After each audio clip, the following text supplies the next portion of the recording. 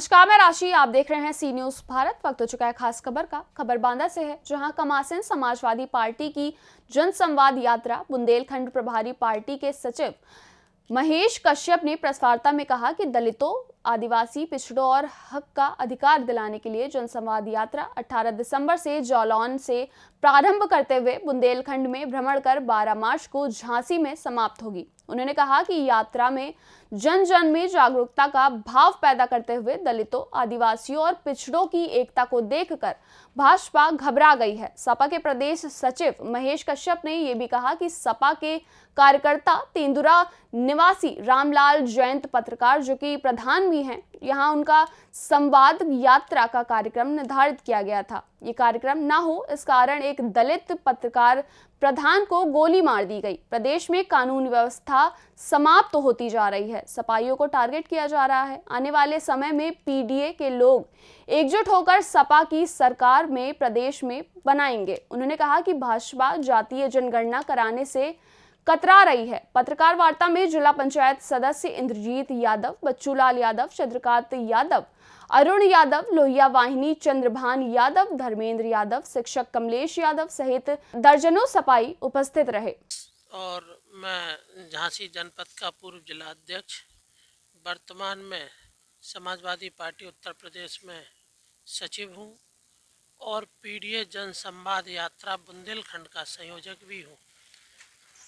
हम पिछली 16 तारीख से जनपद बांदा में आकर पीडीए के साथियों के साथ वार्तालाप, रात्रि विश्राम उन्हीं के बीच कर लोगों के पास जाकर पीडीए के लोगों को जागरूक और एकता के लिए कि आने वाले समय में सभी लोग मिलकर समाजवादी पार्टी की मदद और सहयोग करेंगे। वहीं जनपद में आकर हमने ये देखा कि आज एक हमारा पीडीए जन संवाद यात्रा का कार्यक्रम तेंदुरा ग्राम में आयोजित था, लेकिन किस तरीके से भारतीय जनता पार्टी की सरकार में संरक्षण प्राप्त दबंगों ने एक दलित आयोजक को कल गोली मार दी ताकि कार्यक्रम ना हो सके। तो आज हम ये कह सकते हैं कि उत्तर प्रदेश में लॉ एंड ऑर्डर नाम की कोई चीज़ नहीं रह गई। पूरी तरीके से कानून व्यवस्था समाप्त हो चुकी। जंगल राज उत्तर प्रदेश में है। वही टारगेट किया जा रहा है। पीडीए के लोगों को टारगेट कर रहे हैं भारतीय जनता पार्टी की सरकार। ना तो सरकार में जो पीडीए के अधिकारी हैं उनकी कोई सुनवाई है, और जो पीडीए के लोग हैं, पिछड़ा, दलित और आदिवासी और अल्पसंख्यक लोग हैं, इसके साथ नाइंसाफ़ी कर रही है भारतीय जनता पार्टी की सरकार। वहीं जिस दिन से हम बांदा में आए और पीडीए की एकता को देखकर पूरी तरीके से घबरा गई बीजेपी।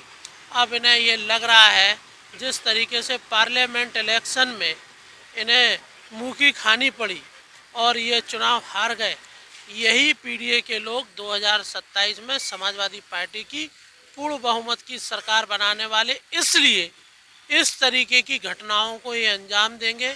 हमारी पार्टी के कार्यकर्ता, नेता इनकी ना गोलियों से डरने वाले हैं, ना जेल जाने से डरने वाले हैं।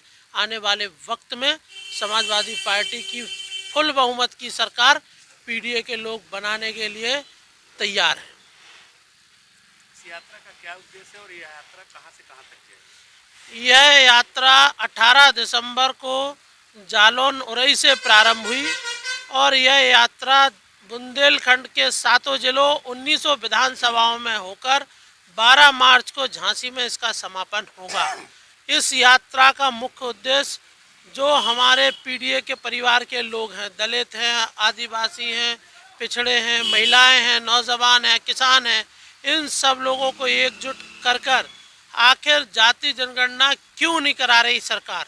हम लोग जाति जनगणना कराना चाहते हैं। हमारे नेता माननीय अखिलेश यादव जी जाति गणना कराना चाहते हैं। भारतीय जनता पार्टी की सरकार जाति जनगणना नहीं करा रही है, क्योंकि अगर ये पता चल जाएगा किसकी कितनी आबादी है, किसकी जो हिस्सेदारी है, उनको हक अधिकार देना पड़ेगा। इसीलिए ये भारतीय जनता पार्टी जाति जनगणना नहीं करा रही।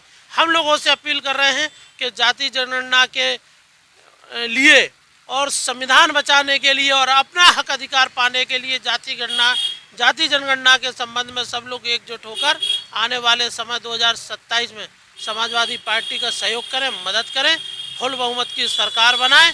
और माननीय राष्ट्रीय अध्यक्ष जी ने, आपने देखा है पार्लियामेंट इलेक्शन में पीडीए का फार्मूला लगाते बीजेपी हार गई। जहां बीजेपी हार गई और एनडीए की सरकार बनाने पर मजबूर हो गई, वहीं अब पीडीए के लोगों ने भी मन बना लिया कि इस एनडीए की सरकार को भी उखाड़ कर फेंकने का काम पीडीए के लोग करेंगे।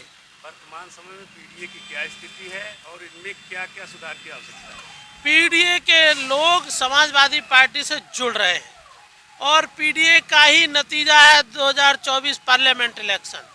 पीडीए के लोगों ने भरोसा, चूंकि उनको छला गया, 14 में छला गया, 17 में छला गया, 19 में छला गया, 22 में छला गया।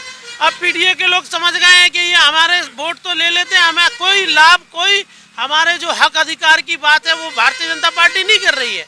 इसलिए पीडीए के लोग जाग गए हैं और आने वाले वक्त में यही पीडीए के लोग भारतीय जनता पार्टी को उखाड़ के फेंक देंगे।